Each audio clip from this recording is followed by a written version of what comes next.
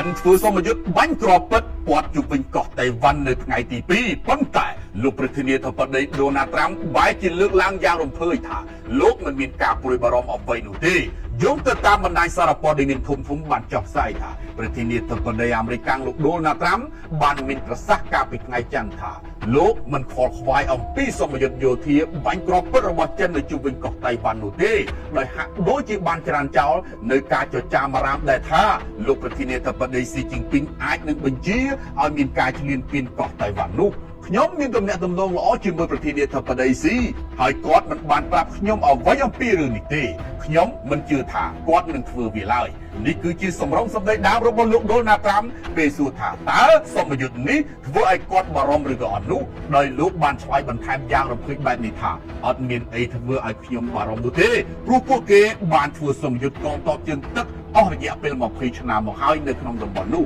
នៅថ្ងៃអង្គារនេះគឺជាថ្ងៃទី2ហើយដែលមហាយៈចិនបានធ្វើសមយុទ្ធបាញ់គ្រាប់ពិតព័ទ្ធជុំវិញកោះតៃវ៉ាន់នៅក្នុងរូបភាពសង្គ្រាមប្រឌិតคล้ายធ្វើជាបិទផ្លូវរាំងខ្ទប់កំពង់ផែសំខាន់របស់តៃវ៉ាន់និងការវាយប្រហារលើគោលដៅដែនទឹកសំខាន់ជាដើមល្បែងសង្គ្រាមរយៈពេល2ថ្ងៃនេះគឺមានឈ្មោះថាបេសកកម្មយុទ្ធធម៌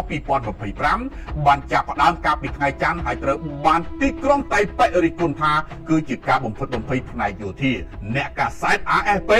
នៅទីក្រុងពីនតាន់ដែលជាកោះរបស់ចិននៅជិតបំផុតទៅនឹងកោះតៃវ៉ាន់នោះបានឃើញគ្រាប់រ៉ុកែតមួយវងផ្ទុះទៅលើអាកាសនៅព្រឹកថ្ងៃអង្គារនេះនៅវេលាម៉ោងប្រហែលជា9ដោយបន្សល់នៅទុកផ្សែងសនៅលើមេឃរីឯក្រសួងការពារជាតិតៃវ៉ាន់បានលើកឡើងថាខ្លួនបានឃើញយន្តហោះយោធាចិនចំនួន130គ្រឿងនៅក្បែរនេះក៏ដូចជានាវាតបជើងទឹកចិនចំនួន14គ្រឿងនិងនាវាចំនួន8គ្រឿងដែលមិនអាចបញ្ជាក់អំពីអត្តសញ្ញាណបាននៅក្នុងរយៈពេល24ម៉ោងចុងក្រោយនេះទីក្រុងប៉េកាំងបាននិយាយនៅខែនេះរួចហើយថាខ្លួននឹងចាត់វិធានការយ៉ាងម៉ឺងម៉ាត់និងខ្លាំងក្លាដើម្បីការពារទឹកដីរបស់ខ្លួនបន្ទាប់ពីតៃវ៉ាន់បាននិយាយថាសហរដ្ឋអាមេរិកបានយល់ព្រមលក់អាវុធនៅក្នុងទំហំទឹកប្រាក់រហូតដល់